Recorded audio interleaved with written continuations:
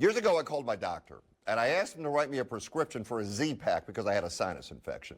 He told me I had to come in and see him. I said, but I know it's just a sinus infection, write the prescription. Nope, I had to go in. So I get there. I'm waiting in the examining room.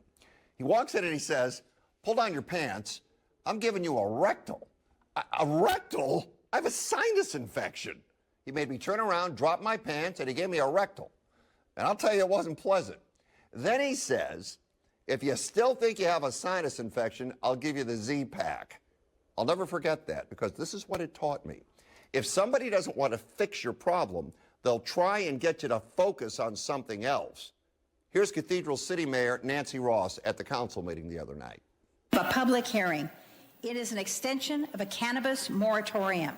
Staff recommends approval of the ordinance extending the cannabis moratorium on the approval of new cannabis licenses and conditional use permit and the issuance of building permits for a build-out or expansion of a new cannabis business. Well, that's great news. They extended the moratorium on new cannabis businesses. But is that really the point? The point is the one currently operating. That's the one with the problem. Residents continue to complain about the smell. You give them the rectal, and maybe they'll forget about how bad that smell is. Doug, do you agree they're trying to confuse people with the old switcheroo? Well, I think I'm already confused hearing the word rectal 2 or 3 times tonight. Yes, they are. They're taking attention away from the real issue, which is the smell of this particular cannabis plant.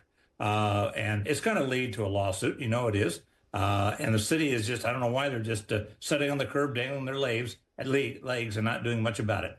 I don't know, Jamie. You know, we've talked about this for a while. People have been angry. Now they put in a new ordinance. They're going to continue the moratorium, which does nothing for the current smell.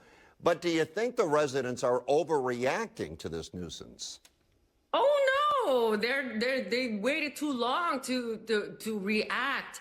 I think this council is full of people who are stuck on this we've always done it this way mentality that is crooked, self-serving, and inefficient. Doug, if you lived there, would you be first in line to file a class action suit? I certainly would, especially after this delay. I'll guarantee you anything. If 1 or 2 of those council people lived near that plant, this would be resolved. All right.